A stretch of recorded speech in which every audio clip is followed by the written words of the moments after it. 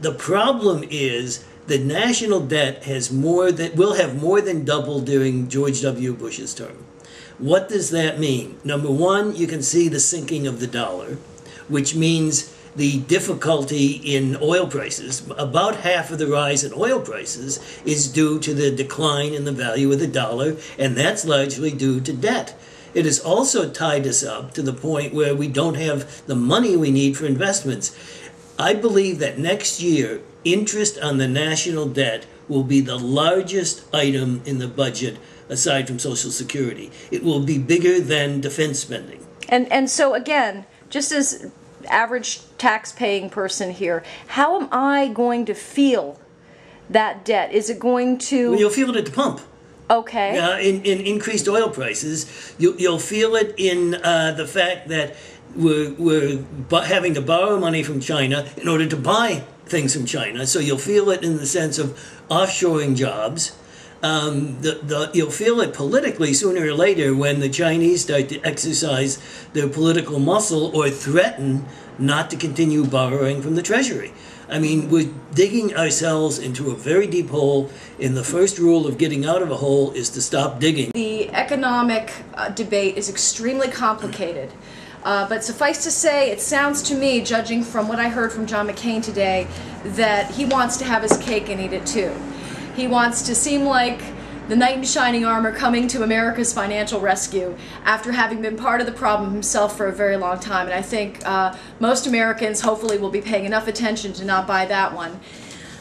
Here I have from the Obama campaign, I believe this was put together with the help of veterans such as Dick and others, a head-to-head comparison of Barack Obama and John McCain's stances on veterans affairs.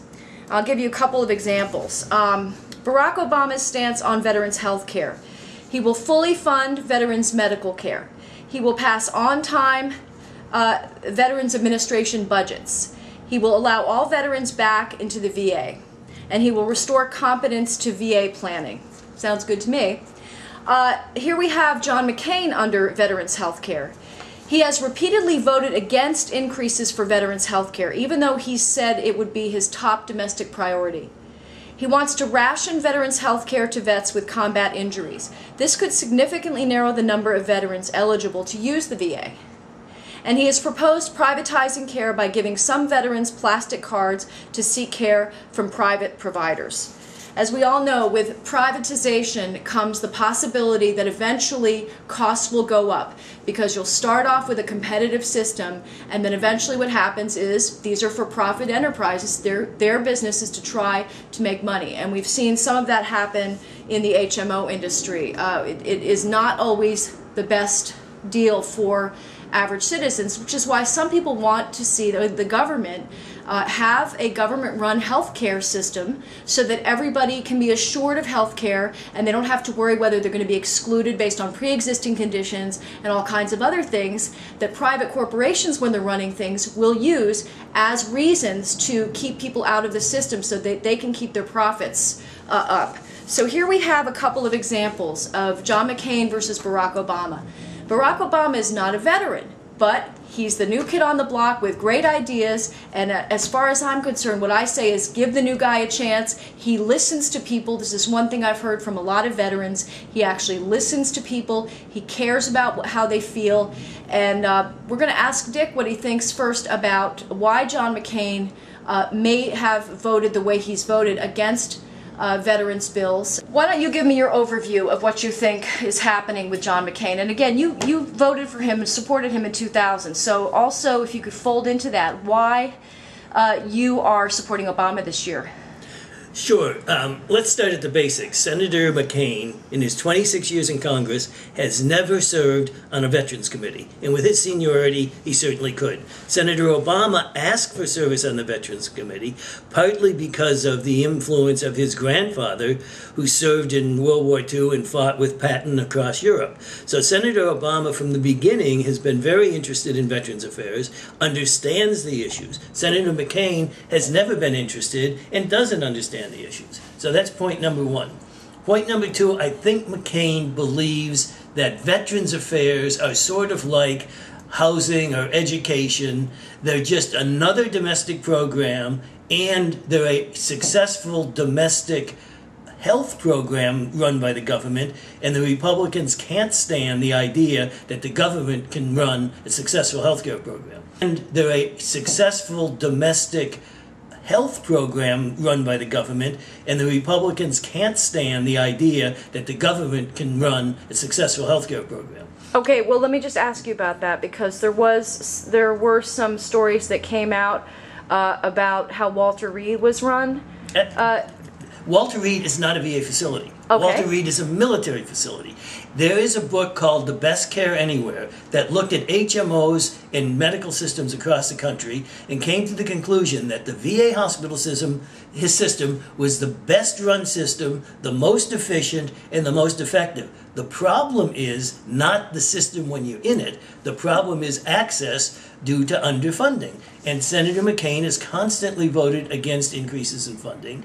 He opposed the new GI Bill of Rights. He opposed the Home for Heroes section to end the disgrace of 200,000 veterans homeless on the streets every night.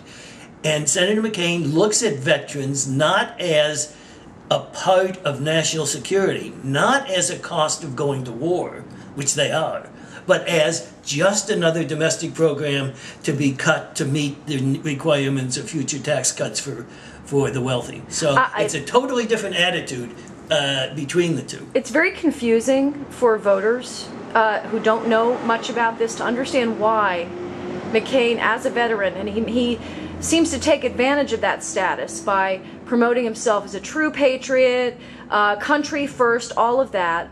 What you're telling me does not seem to align with that image that he's trying to promote of himself and that many people still seem to buy into. Well, either the facts are wrong or the image is wrong. You can take your pick. The facts are there.